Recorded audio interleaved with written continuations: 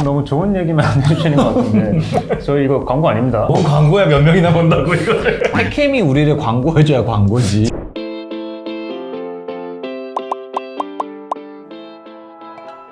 오늘부터 회계사 김기현 회계사입니다. 네, 안녕하세요. 양재경 회계사입니다. 네, 권순환 대기사입니다. 여러분 우버, 위워크, 에어비앤비, 소카 이런 회사 많이 들어보셨죠? 공유 경제와 관련된 유명한 회사들인데요. 패스트5라고 공유 오피스 유명한 회사죠. 위워크의 경쟁사이기도 하고요. 오늘 이 회사에 대해서 한번 이야기를 해보겠습니다. 권 회계사님 페파 많이 가보시지 않으셨어요? 저희 클라이언트가 스타트업들이 되게 많다 보니까 되게 많이 갔어요. 특히나 이제 패스트5 성수지점, 서울숲 거기에 저희 클라이언트가 엄청 많아. 제가 자주 가는데 간 김에 뭐 블루보틀 가서 가옷 한번 잡고 서울숲도 한번 걷고 굉장히 좋아합니다. 패스트5 자회사가 있어요. 패스트 캠퍼스라고 이제 성인교육 하는 회사인데 2년이 있어요. 저희가 2016년도 저희 개업 초기에 저희도 강의를 했었죠. 지금은 그 강남대로에 진짜 어마무시한 위치에 있거든요. 한가운데 있어요. 근데 예전에 2016년도만 해도 그 신사역 나와가지고 언덕배기에 엄청 조그만한 데 있었어. 일단 산으로 올라가야 돼요. 일단 산을 올라가요. 그러던 팩캠이 네. 지금은 엄청 커졌죠. 맞아요. 공유 경제라는 개념이 이제는 많은 분들이 익숙해 하시기는 한데 나온 지는 10년 정도밖에 안 됐습니다. 공유 경제 산업에서 패스트5가 현재 어떻게 하고 있는지 어떤 면들이 있는지 하나하나 살펴보도록 하겠습니다. 자, 우선 긍정적인 요소부터 말씀드려 볼게요. 패스트5는 사무실을 여러 개로 쪼개가지고 하는 전대사업이잖아요. 임대한 거를 다시 전대하는 그렇죠. 전대사업이죠. 공유 경제와 전대사업은 의미가 살짝 다른데 전대사업은 전통적으로 돈이 되는 전통적인 비즈니스 모델이에요. 전부터 많이 있었어요, 이런 회사. 많이 있었어요. 뭐 네. 보시면 무슨 비즈 뭐 이런 게 많아. 그래서 이 전통적인 비즈니스 모델의 현금 창출 능력은 이제 패스트5도 잘 알고 있을 것 같고 이를 잘 활용해야 될 것 같네요. 긍정적인 요소 중에 첫 번째가 사실 중요해요. 스타트업은 굉장히 새로운 혁신 모델이긴 하지만 그 중에 메인 모델은 나름 증명된 모델이다. 이런 것도 있고요. 그리고 제가 이제 피부로 느끼는 건데 그 공유 오피스 시장 자체가 실제로 성장하고 있어요.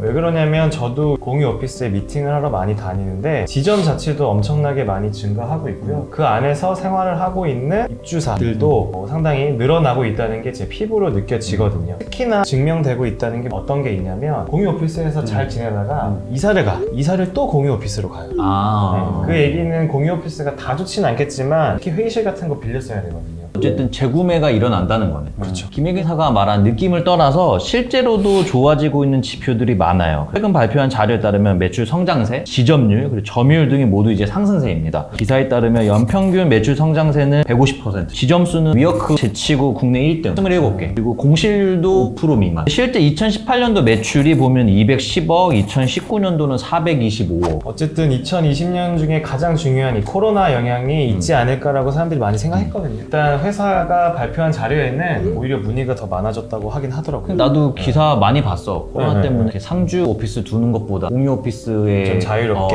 왔다 회의실 갔다. 정도 조금 줄이는. 뭐 이제 단순 전대협이 아닌 진짜로 이제 공유 경제 비즈니스가 되기 위한 다양한 시도들이 계속되고 있는데요. 결국 이제 페퍼가 지향하는 종착지는 입주사 간의 네트워크를 이용한 융합 비즈니스 플랫폼인 것 같아요. 예를 들면 아까 얘기했던 패스트 캠퍼스를 자회사로 편입시켜서 이제 입주사한테 교육을 지원한다든지 교육 말고도 이제 인사, 마케팅, 법률, 뭐 저희 회계 같은 이런 것들이 이제 서비스를 공유하고 지원하는 비즈니스화 플랫폼을 준비하고 있는 걸 같고요. 그리고 또 하나 긍정적인 요소 중에 하나는 투자자들이에요. 패스트5한테 투자한 사람들이 많이 있을 거잖아요. 소위 말하는 자본시장에서 플레이를 잘하는 투자 기관들이 많아요. IMM, 에이티넘, 신한, 삼성, 에어플러스 등등 꽤 유명한 투자 전문 회사들이 패스트5의 편이라는 거잖아요. 그 형들이 이제 돈 꽂았다는 건 잘 될 것 같은 시그널이 있으니까. 너무 좋은 얘기만 해주시는 것 같은데 저희 이거 광고 아닙니다. 뭔 광고야, 몇 명이나 본다고 이거를. 팩캠이 우리를 광고해줘야 광고지. 초반에 이야기했던 것처럼 이제 2년이 있어가지고 꼬꼬마 시절 둘 다 꼬꼬마였는데 우리는 여전히 꼬꼬마. 저희는 그냥 정말 진심으로 응원. 맞아요. 그래서 긍정적인 요소들도 꽤 많죠. 원래 하던 비즈니스다. 돈이 되는 비즈니스다. 산업 자체가 성장하고 있다. 좋은 투자자들이 있다. 그리고 새로운 플랫폼, 비즈니스 플랫폼을 만들고 있다. 극복해야 되는 요소들도 있어요. 전대사업이 돈이 되는 비즈니스라는 건 증명이 된 건 맞는데 과연 큰 돈이 되냐? 사실 패스트5 같은 경우는 상장을 준비하고 있는 회사이기 때문에 적당한 돈이 되는 기업으로 멈추면 사실 안 되거든요. 큰 돈이 되는 기업임을 증명해줘야 되고요. 또 하나는 패스트5가 사실 상장하는 게 목표였었다가 연기했어요. 이 전대사업 비즈니스 이상을 보여주려면 더 많은 증거가 있어야 되고, 또 하나는 새로운 비즈니스 모델이다 보니까 기업가치 평가에 조금 이견이 있었던 것 같아요. 예를 들어 지금 이익이 많이 나고 있는 회사면 그냥 몇 배수 곱해서 이렇게 공모가를 상정하고 이럴 텐데 거래소나 회사나 기존 주주들의 이해관계가 다 다르니까 상장이 조금 연기됐다라는 기사 내용이 최근에 있습니다. 패스트5 건물들이 사실 회사 소유가 아니잖아요. 그러니까 임대 사업이 아닌 전대 사업이라고 하는 거고, 실제 건물주는 다른 사람들이 이제 다른 기업이 소유주일 거고, 보시면 이제 이분들한테 임차를 해서 다시 전대를 놓는 거잖아요. 이분들하고 계약하는 게 어떻게 보면 매출 원가예요. 단기 임대 계약을 어떻게 체결하는지 매출 원가 직접적으로 영향을 미치니까 굉장히 중요하죠. 사실 또 이게 부동산 경제의 흐름과 상당히 밀접한 연관이 있을 수밖에 없고요. 그래서 이제 건물주와 임대차 계약을 굉장히 다양한 방식으로 하고 있다고 해요. 우리가 흔히 알고 있는 고정 임대료 방식이 아닌 이제 매출에 따라서 얼마를 쉐어한다. 변동으로 가는 거죠. 그게 왜냐면 패스트5에서도 주장하고 있는 게 너네 건물 들어가면 너네 건물 가치도 오른다 라는 거예요. 근데 사실 틀린 얘기는 아닌 것 같아요. 스벅을 유치하고자 하는 건물주랑 이제 똑같은 마음인 거예요. 스벅이 들어오면 여기 건물값 오른다. 패스트5가 들어온 건물이면 이제 건물 가치를 높일 수 있다. 그 조건으로 임대료를 조금 낮출 수 있는 게 패스트5한테는 굉장히 중요한 거죠. 제가 말씀드린 그 서울숲 패스트5가 KD 타워를 거의 다 쓰고 있어요. 보면은 건물이 되게 많이 올랐을 것 같기도 해. 오늘 저희가 패스트5 긍정적인 요소도 살펴봤고요. 극복해야 되는 요소도 찾아봤다면 다음 시간에는 패스트5 재무제표를 가지고 이야기를 해보겠습니다.